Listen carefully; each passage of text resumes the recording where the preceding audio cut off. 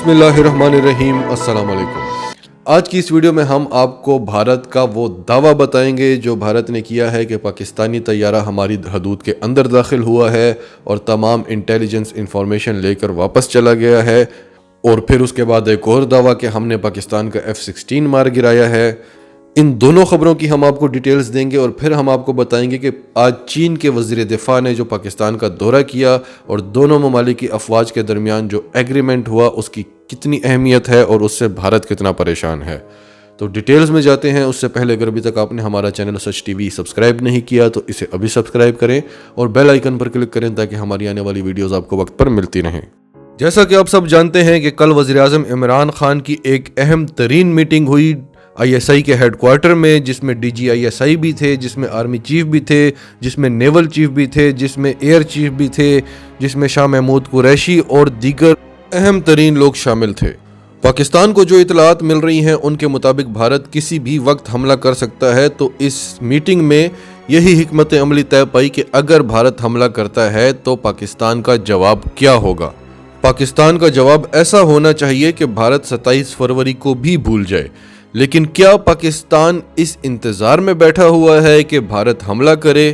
क्या चीन भी इसी इंतज़ार में बैठा हुआ है कि भारत कोई ऐसा कदम उठाए?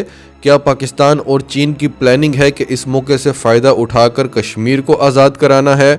ऐसे बहुत सारे सवालिया निशानात हैं जिन पर आगे चलकर बहस करते हैं। लेकिन ये सवालात उठे क्यों?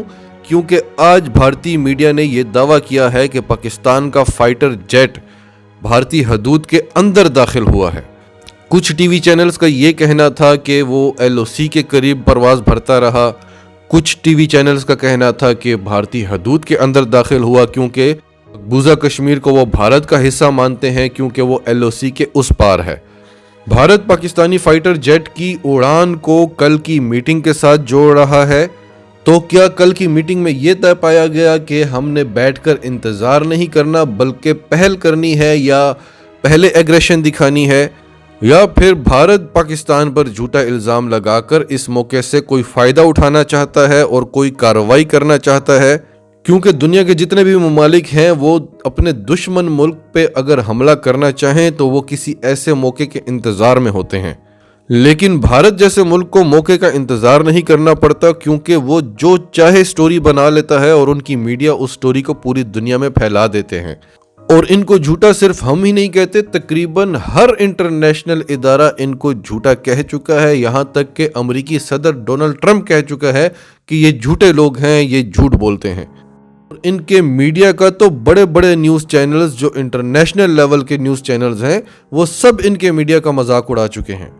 तो जब तक पाकिस्तान की तरफ से या DG ISPR की तरफ से कोई स्टेटमेंट नहीं आती तो इस बारे में तब तक कुछ नहीं कहा जा सकता, क्योंकि DG ISPR की जो स्टेटमेंट होती है वो सच होती है, वो ठोस होती है, सबूतों के साथ होती है, उसको कोई चैलेंज नहीं कर सकता। फिर इनके कुछ मीडिया चैनल्स कह रहे थे कि ये तैयारा भारत में नहीं घुसा, इसने 10 किलोमीटर की जो लाइन है जिसके अंदर दोनों ममालिक नहीं घुस सकते उसकी वायलेशन की है।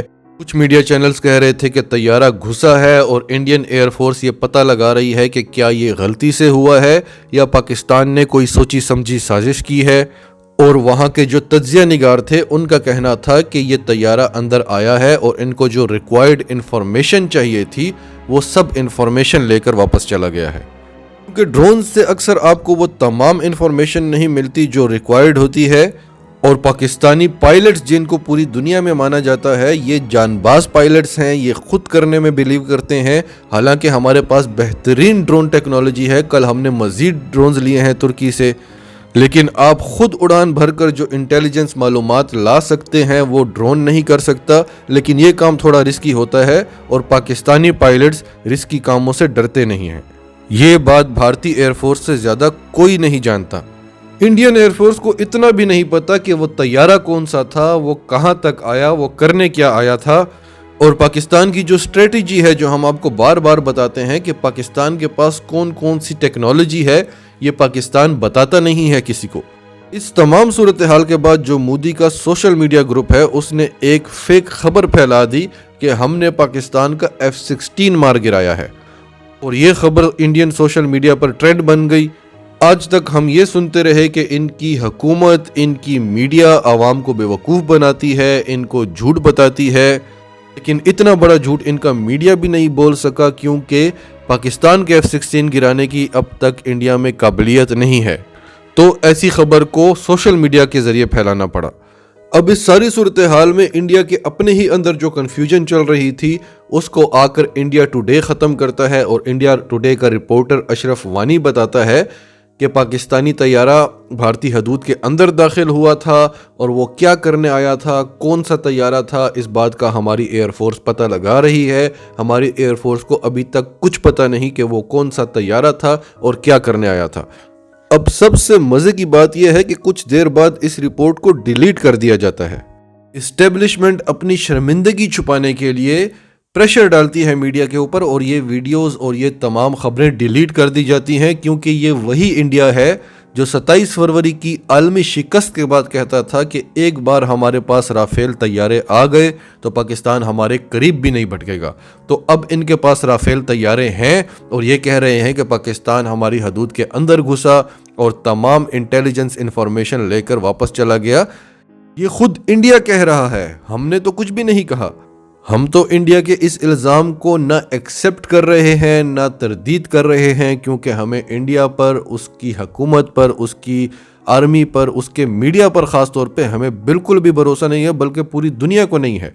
مستند اور ٹھوس بات جو آتی ہے وہ DGISPR کی طرف سے آتی ہے، جو ثبوتوں کے ساتھ ہوتی ہے، بلکہ ان کی ایک چھوٹی سی سٹیٹمنٹ بھی کافی ہوتی ہے۔ جہاں تک رافیل طیاروں کی بات ہے، بھارت ان کو LOC کے قریب بھی تعینات کرنا نہیں چاہتا، کیونکہ جتنی آسانی سے ہم MiG-21 یا MiG-29 گرا سکتے ہیں، اتنی ہی آسانی سے ہم رافیل بھی گرا سکتے ہیں۔